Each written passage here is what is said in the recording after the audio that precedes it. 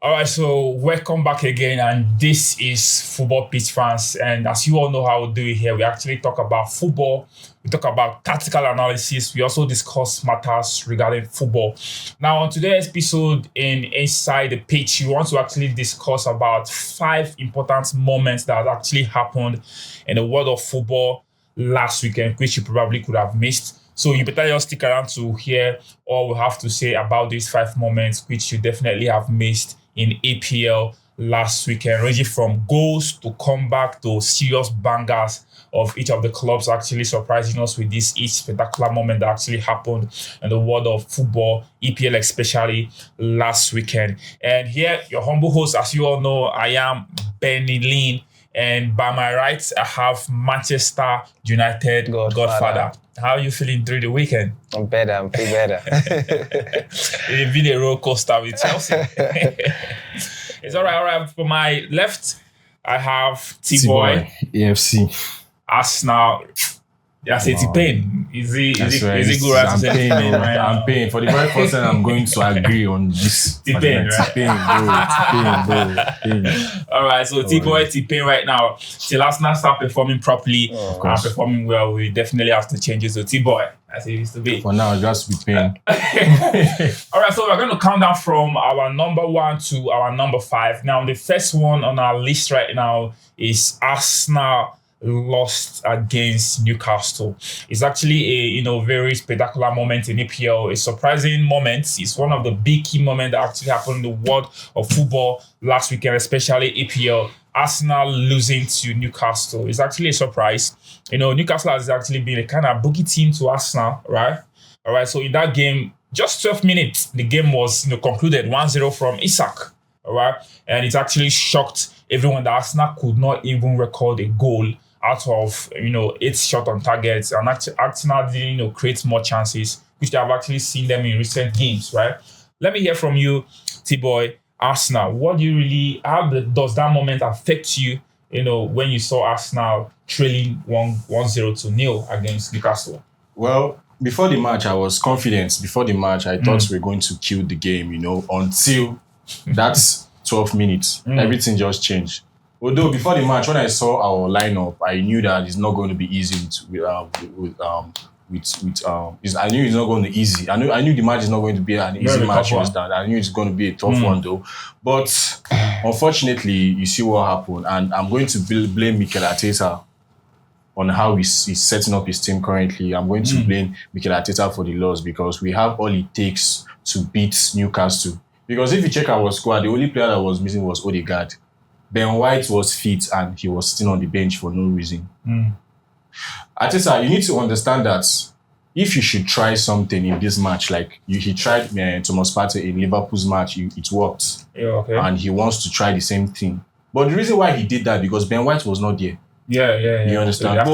So you just have to balance the equation and stuff. But you have Ben White, you have your proper tradition right back. He was still on the bench. But you don't think maybe Ben White was actually coming off from injury? Bro. See, I really don't, see that decision as even what make Arsenal lost that game. It's not about playing Ben White or Partey in position of Ben White, for example. For me, I feel like totally Arsenal as a whole right now, something is just off. Something is not really clicking. In that game, if you actually watch that game, most of Arsenal players were standing. There was no fluidity. They are just, playing lackluster. I don't even feel they have all this complacency, playing. Bro, one thing leads to the other, you understand? When you get your team right, you will not have a right back and you'll be playing a midfielder as a right back. That alone is going to be a talking point. It's going to be the cause of a problem if it wants to happen. But it works in Liverpool. That was not the cause of your goal. No. That was not the cause. And beside, the goal did not come from Thomas Partey's angle. Yeah, it was the two about Saliba and Gabriel. Yeah. And again, it worked in Liverpool. Right? Bro, yeah, it worked. Bro, it worked in Liverpool. So you can't blame that particular decision, because it wasn't luck. Lucky against Liverpool. It wasn't luck. Partey performed properly. Don't say it's luck. Look, that Arsenal game, in as much as I actually was not rooting for Arsenal to win, Arsenal did not play by luck. Arsenal played Liverpool. You understand? Arsenal tried It's to not play by Liverpool. luck, So it's so- not by luck. So there is something That was really off. missing. That was off in that You game. understand? The Against thing Newcastle. that was missing in that match was Martin Odegaard. And we don't have a proper striker. We don't have a creative midfielder. Nobody was creating. There was no urgency. They don't even want to win. Yeah, true. Everybody was just done. Nobody was performing in that match. We didn't even. You said 7 shot on targets. How? Or off targets? Is that what you mean? I'm not even sure if we had any shot on targets. At some point, I was even trying to like beg Mikel Arteta to like tell Declan Rice to get into the 18-yard box because it's tall. They kept on crossing the ball and nobody was there. The way they used Havertz in that game was totally different. Like we've seen, He was more on the midfield. You know, yeah. Yeah, he was more on the So midfield. you play in like you don't have a number 9. We don't have a great. How we don't have a number 9. I don't think there was ever a place where Arsenal used Havertz as their top 9. Havertz has always played the first 9 position. That first 9 is just like him being the main guy. He's a striker in the because box. He's always in the box. Yeah, but right now it doesn't make those runs in the box. He was playing from midfield. Yeah, he was playing deep in that match, which is not supposed to be so. To consider if they like normally he used to score. Have you stopped to consider that maybe there's no player linking the play? Like no particular player that is no, there that's been the problem. Yeah. You know, before now, because Odegaard since his injury, Arteta actually refused to trust Nwaneri. All right, so he's out of trust from the manager. But he brought in Nwaneri in the second half. Yeah, so right now that link is missing. Currently, it's really missing, and that creativity is not there in the midfield. But Arsenal have actually struggled.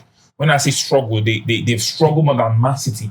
But in that Newcastle game, I think this is the worst performance I've actually seen Arsenal for a long time. I think it's our worst performance. Newcastle scored that goal early on, 12 minutes to the game. The game just finished by that point. Do you know why? Because they definitely went to play 5 back, 5 men at the back. And Arsenal right now refuse to throw boys into their 18-yard box. So you don't expect to actually see yourself trailing against Newcastle and not push forward to actually get a goal in that game. So it was actually a moment which was very big, and that was like a kickoff, right? That was the start of the week. The start of the week. Imagine, I was the first person that experienced heartbreak. Arsenal served breakfast in bed. Breakfast is, bro. Newcastle used to be our wife before. You know how it is now. But not at St. James Park. Yeah, bro. Even at St. James Park, we do bully Newcastle before. No. Newcastle has always had the upper hand. No. Not recently now. In St. James Park. No. It's just recently. And besides that, Newcastle. Have you forgotten that Newcastle used to be a relegation club? Have you forgotten? No. They've actually rejuvenated for the past 3 years ago. Right now, see, Newcastle became stubborn when Eddie Howe became their coach. Yes, and that was like 3 seasons ago. So Newcastle has actually given us now much problems even in Arteta's era. We can't dispute the fact. 2 years back, they actually basically denied Arsenal, from playing that league against Man City. You understand? I think Arsenal is too emotional. Arsenal is too emotional. Look, I think Arsenal, when Martin Odegaard left, got injured, right? Arsenal picked up this form of strength and ginger and energy, you understand, into any game they play. Like the unity and everything was there. And for the fact that this unity has been strong, we didn't miss Martin Odegaard there. You understand? But right now, I think the ginger is gradually falling back. Yeah. You understand? And Arsenal needs something to spark up that ginger, because honestly, I won't lie, that match against Newcastle, it actually shows that Arsenal let Newcastle bully them. You understand? They bully them, and I don't know if I don't know because of this thing, if it was because of the injury or the red card that Saliba had before that game. You understand? Then when he came back, he was not match fit anymore. You understand? Because Saliba was there. Saliba was there. Gabriel was there. How did Isak get that ball on his head? Let me say recently right now, I just feel like Arsenal right now is feeling so, exhausted, because I over the time saw what's going on in the media space about Arsenal training, procedures and how they actually go about with all the tiny details, I feel like Arsenal need a break. I think Arsenal actually We need needs to, a trip to go to Dubai. Dubai. We need that trip to You Dubai. go fear Ajabo boys. No. We need that trip. We need that trip to Dubai seriously because this is getting out of hand. So I said that I don't even know the problem. This is not the kind of character and behavior that a club that is expected to clinch the title is supposed to be having. You understand? Like, you're supposed to be on, like be on your A game at all time. He's right. He's you right. understand? Yeah. So No, you cannot with do this, that they are exhausted. Everybody's exhausted in Premier League, bro. This is Premier League. If we should continue with This is with Premier this League. pattern of play, with this pattern of play right now, we're currently playing like Manchester United under Eric Ten Hag. If we should continue with this pattern of play, bro, even top four we don't go see. Waiting bring this talk now like Because this. ask Man U currently, Man U are in 13th position. Why? Because of coach, bad management. And this is what I don't know. Like, Ateta, what is really the problem? Ateta. I don't think it is Ateta's fault. No. See, you just have to blame the manager. We just have to blame the manager for this because he's the one making this decision. Now listen, you understand? Right? Listen, right? Ateta has already instilled his pattern and his tactics in those players. Bro, there's no pattern now. We don't have a pattern of play currently. So him letting them into the field. Pattern of play. Currently, we don't. Did you watch our match against this? Was there a pattern in that match? Was there a pattern? See, like you said, your players are exhausted. Yeah, the Arsenal look, and it is going to. But right now, that we've heard the good news that Martin Odegaard has come back from injury. So we'll see how they can actually pick up from there. But I don't really blame Mikel Arteta because I feel the players are not like the ginger and everything that they've used to play against all these clubs like Man City and Liverpool. They didn't bring that ginger to that game against Newcastle. You understand? Yeah. They literally just let Newcastle bully them and push them aside. You understand? Arsenal was outplayed, everything. And I feel like the early goal actually contributed to that fact because once Newcastle because that was actually their game plan. You know, most teams right now get those goals and go defend. But goals, so they got that goal so early, and Arsenal didn't throw enough men into the box to actually get a goal. All right, so let's move forward right now. Now the number 2 key moment that actually happened that was spectacular in the world of football, especially EPL last weekend, was Man City losing to Bournemouth.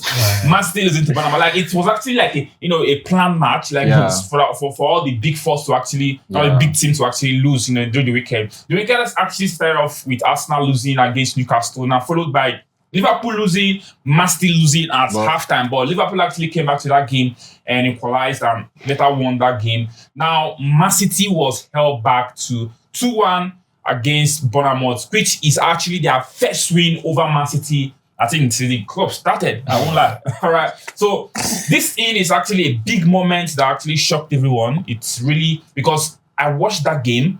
I saw many chances that Bournemouth actually missed. It could have been 4-1 or even 4-0. Who knows, right? Bro, could you imagine that Semenyo was playing like prime Ronaldinho? The man was playing like prime Ronaldinho, bro. Like before the match, I told you that they're going to beat Man City. As you can see, look at what Semenyo did to, like, he was just dominating in that match, bro. Like, even before the match, I told you now that Bournemouth is going to cause problem, and you'll be like, oh, there's nobody that can beat Man City's pace, they can't lose this season. Don't see Man City losing. Bro, I told you, this is football. Anything can happen. 11 men. It's not men versus women. It's men versus men. If you're not ready, you go collect. That's football for you. But there are things you can't actually compare. Yeah, but even the 11 man. Did they surprise you? Yes or no? That's why it's actually a big moment and it's a surprise. No, I was see, after playing Bournemouth, I was certain that Bournemouth is going to beat Man City. I told you, like, no. Why? Because they won you. No. With the kind of performance they put in, you can see that these people actually know what they want. Like, you can see that they actually have a pattern of play. Their attackers are dangerous. Their midfielders are alive, and their fullbacks are working. No, even with you don't have to judge it that way because even with history that it shows that actually the underdog, even with history, it's not by their side. I've not won Man City for when I can remember. I won't lie. All right, so you can't just say their midfield is good. This one is good. No, records are meant to be broken. But you can't compare. If it's going by if it's going by how good your back is, how good your midfield is, coordination, Man City would have won that game because Man City has more better midfielder than them, more defensive midfielder than them. So you can't say, they will win because their midfield is good, their back is coordinated. No, if you're going by stats, Man City actually has that stat over them. This thing just happens. This is football. That's why football is very interesting, and that's why nobody can actually predict predict the world of football. I won't lie. All right, so you can't just say this is coordinated. It just happened. See, it just happened. Yeah, right? it just on a normal day. See, on a normal day, if you're doing something and if you're not ready for what you're doing, it's just like when you want to write an exam. You need to read. You don't pray to God to pass your exam. You prepare for it.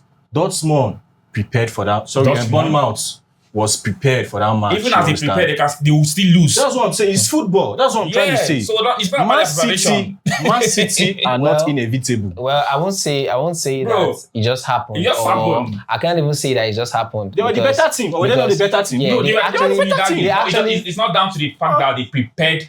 Bro, those guys, they prepared. They actually outplayed and outsmarted Man City in that match. Bro, so you have to give them their flowers. No, what I can just when we lost against Bournemouth, people were blaming us. They didn't play Man City in that game. Hold on, they didn't play Man City in that game. What actually played on well was the tactics the coach actually used. If you really watch that game, Bournemouth has all 11 men behind the ball. And once they just scored with just few chances they got. They got like, let me say 7 or 6 chances. They missed all and managed able to score 2 goals. All right. So what was Man City doing then? No, what I'm saying, if you are saying as played, Man City is Man City. You can't play them in any game. Even if they are losing, you can't play Man City in any game. With you. In that game, go and check hold on. If you check the stats, Man City had no less than 64 possession against them. They had like there's something. Man City outplayed them, but the goals weren't coming because the game plan and the tactics the coach actually used worked that day. What I said is that Bournemouth actually outsmarted Man City.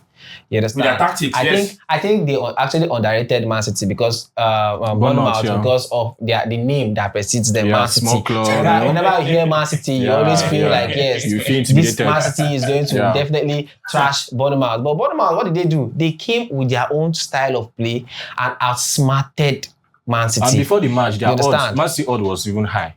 All right, you don't go down. Let's rush it down now. Wait, before we rush it down, where are you in the table?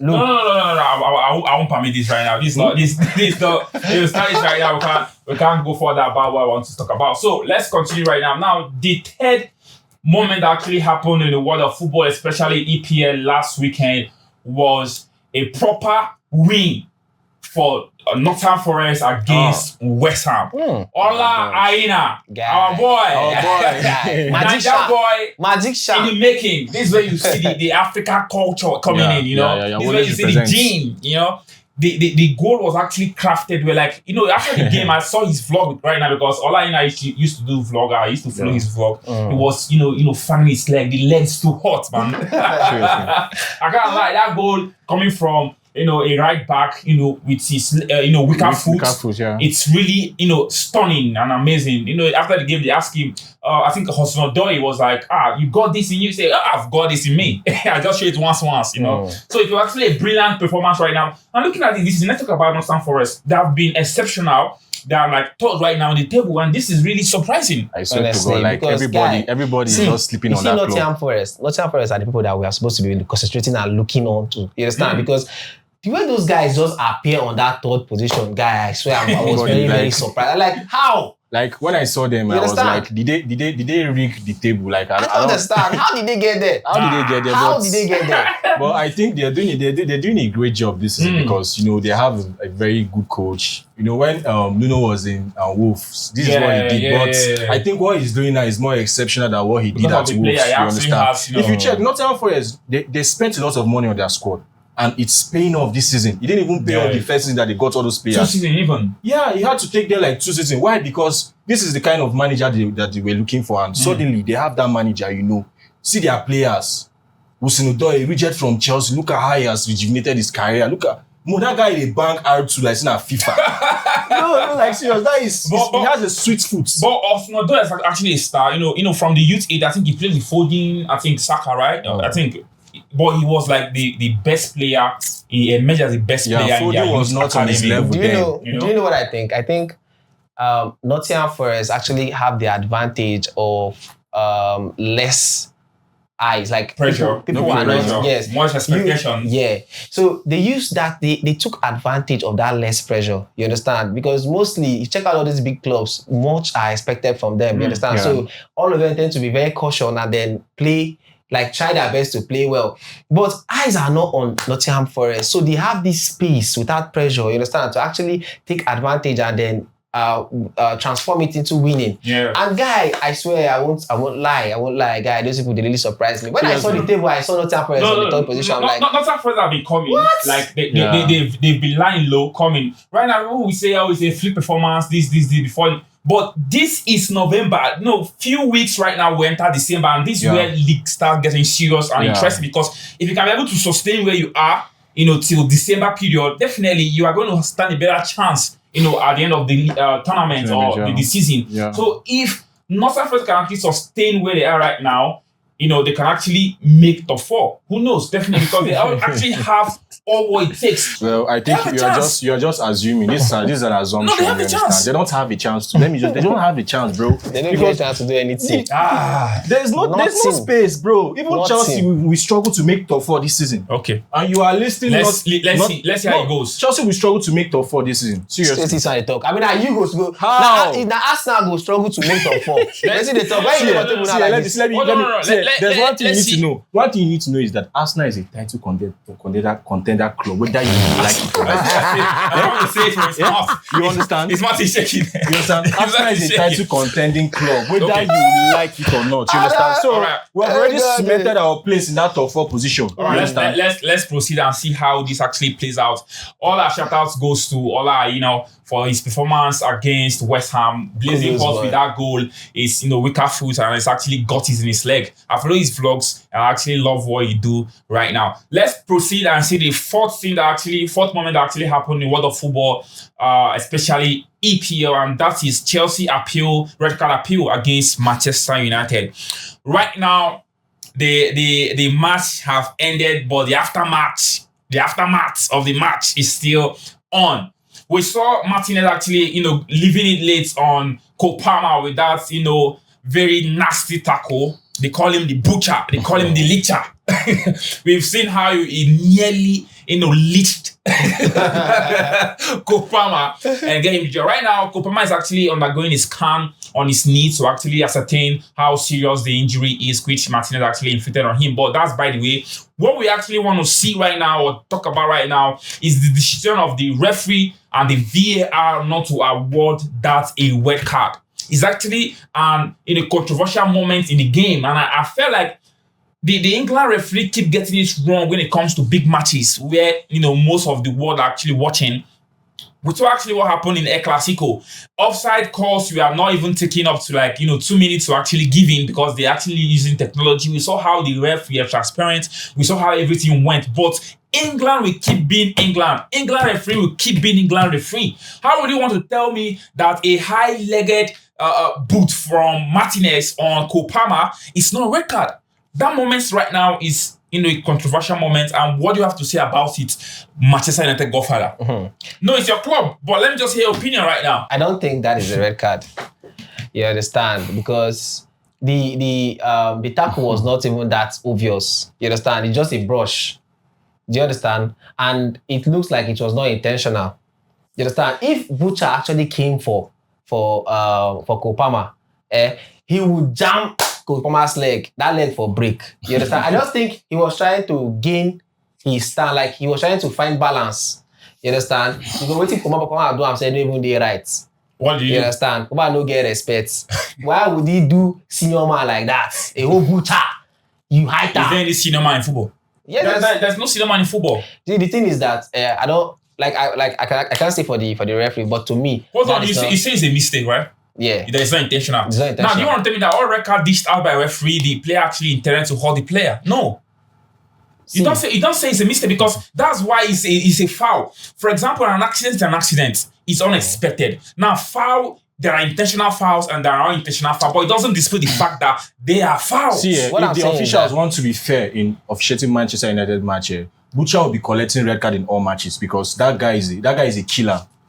Yeah, his name, Butcher. He's actually a killer, you understand? He's a ruffian, you understand?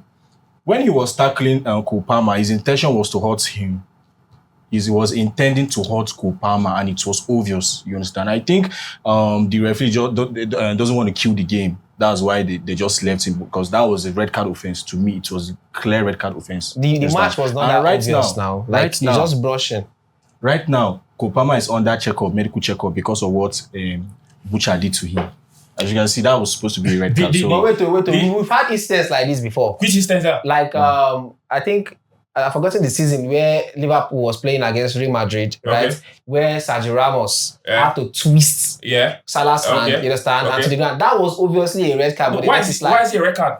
Because that thing was bad, and Sergio Ramos was actually the last man. No, it's not the last man. Don't go there, bro. Don't go there. I don't want to be making. No, you want to be justifying your wrongs. Don't be justifying what goes, well. That is wrong, all right? Definitely for you, that call was actually right for you, but it's wrong, definitely. Martinez could have seen a red instantly because you can see the boot is high to the knee.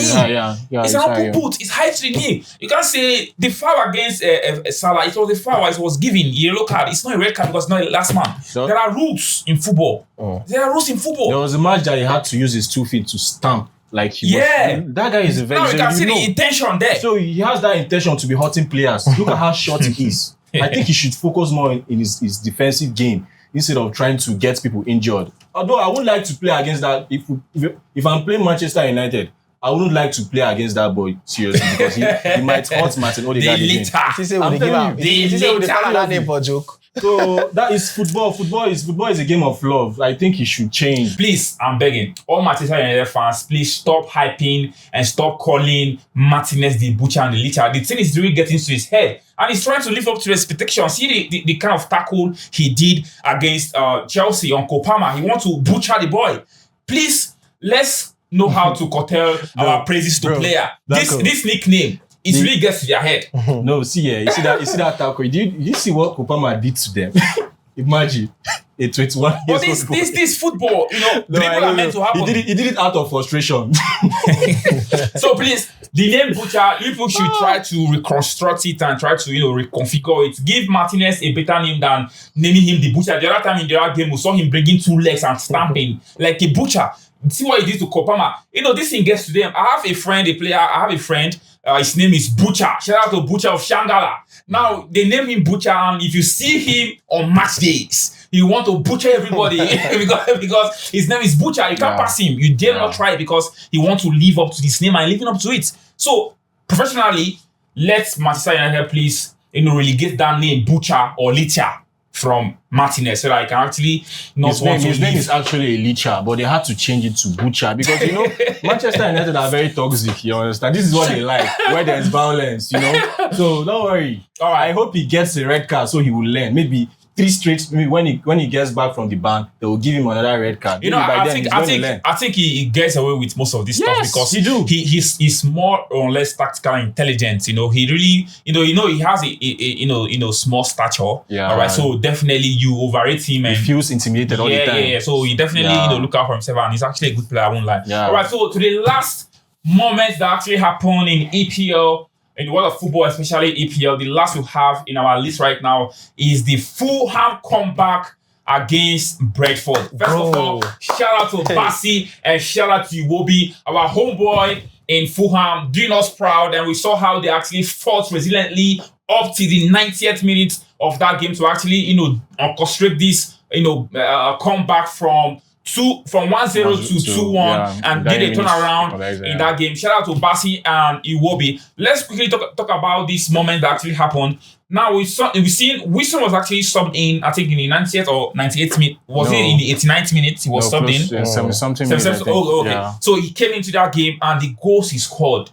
I say they call it scorpion kick. I think that you scored that kind of goal. They crossed the ball, he did that kind of. I think that's Haaland's kind of goal. No, I think that goal was a kind of Giroud. I think it was a kind of try or luck kind of goal. No, he meant it. If you check the way he played that was a striker instinct. Guy, that was a tactics. That was a tactics, bro. That was anything, bro. He meant it. Like he even meant it more than who scored this goal from Saka goal that he scored from trying to cross with ball. The ball entered the net. I said against Chelsea, right, or against Man U. Either way, he meant it. Even the second goal was even more clinical. Like No, the second goal was clinical. Boom. Like it was. Super soft. No. Yeah, it was a great game. Now, first of all, let's look at look at this way. Brighton as a team, they have Wissa, they have Mbemo, they have Nordgaard, Brentford as a team. Brentford, yes, as a team, they have these exceptional players right now. Now, I really want to see it this way. Do you think it will actually slip off from them to actually allow Fulham to come into this game, or you felt like Fulham actually were in their A game? Bro, this was not a fluke. Fulham actually outplayed Brentford. Guy, Fulham played like they were champions, like now then get Premier League. Bro, the system, the teamwork, the strategy, everything that Fulham brought. Oh my guy, I was fucking amazed, guy. I never watched Premier League game that is not Manchester United match, where and have joy the way I had joy that last night, guy. They play like Man City. Bro, Fulham, we have to watch out for Fulham because those guys are very dangerous. This is what happened when you have maybe the half of Arsenal team in your club. Arsenal, Africa. What do you mean? No, Arsenal now. We have Iwobi there up from Arsenal, Nelson from Arsenal, Smith Rowe from Arsenal. So what are you saying, man? So that match was a very, very entertaining match. I can't lie. Fulham is big. Fulham is bigger than Brentford as it stands. This season, Fulham, they have a very great squad. The person that scored the 2 goals came from the bench, guys, which is very, very, very exceptional. He had the 2 quality goals. This guy had a good game. Smith Rowe had a good game, but he was missing chances. Nelson fucked up because he had so many wasted chances, you know. Adama Traore also tried. When he came, he was a threat. Yeah. You understand? Adama Traore was a threat. Like, the whole team was okay. I can't lie. I think it was the sub. That sub that actually changed the game. Changed the game. I felt I don't know you're going to talk well about Fulham right now because they actually caught his game. Like during the last match, they actually caught the game against them. Okay. You said draw, right? Draw, yeah. Now they came back. They gave you that draw. Yeah. The draw is short-lived because after that draw, they banged another goal. No, this is football. You just have to applaud a good team. You understand? Like Manchester United has never put out this kind of performance this season. Imagine, like a complete team of Fulham will beat. No, they have never. Because if you watch Fulham can beat Man U, is that what you're saying? Of course, I beat Fulham now. Fulham was the first one I started with. How was the match? It was very hard. You scored just one goal. It was like we actually let them express themselves on the field. I think Zexi scored. I think that game actually killed Zexi's career. Since he scored in that match, his life has never remained the same. You understand? So Fulham is actually they are trying. When you see good things, you just have to applaud it. Like Muniz, Nelson, Smith Rowe. You know, even that Smith Rowe, the way Smith Rowe is playing in Fulham, but it seems like he's the De Bruyne of Fulham. Yes, definitely. The guy was just detecting the play, like the link-ups and everything. Yeah, Smith Rowe is a very good player. No one actually, expected what actually went down in that match because up to the 90th minute they came back. It's not even about coming back in the game. They came back in the game and they took the lead. To show you that they have this winning mentality because if it's some team after getting an equalizer, they will go back and be defending. Yeah. They equalized and they kept going for it until they scored. Kudos to Fulham. Respect. I think Brentford actually did the same thing in their last game against. Who did they play against? I think Ipswich. Is it? They actually were trailing. They came back to the game and they took the game. So it happens. And coming back against Brentford is not easy.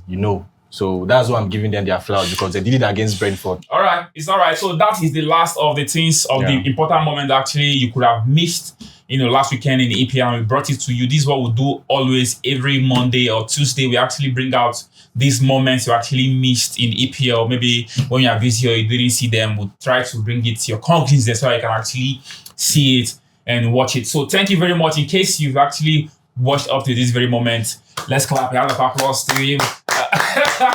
Thank you so much. We are actually growing and we are starting off to do this. And in case if you like what we do, please do drop a comment to really make us see you. And also if you want to be part of this conversation, you can actually reach us out so I can actually call you when we have studio time. So we do have what we call calling section.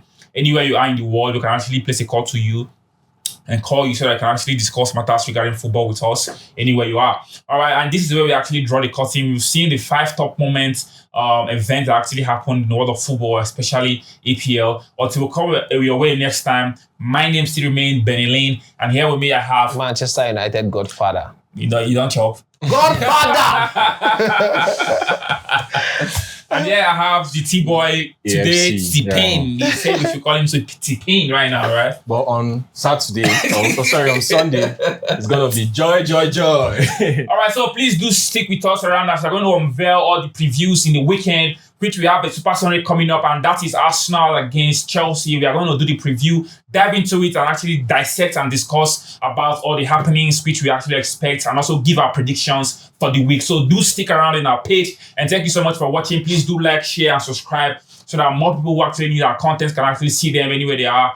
And please, in case I said it already, if you definitely want to be part of what we do, a conversation, we can actually place a call to you, call you anywhere you are, so that I can actually discuss matters regarding football with us. And this is where we actually draw the curtain. Thank you so much. And please do check our next video for other topics which we cover, and also fan review in our page.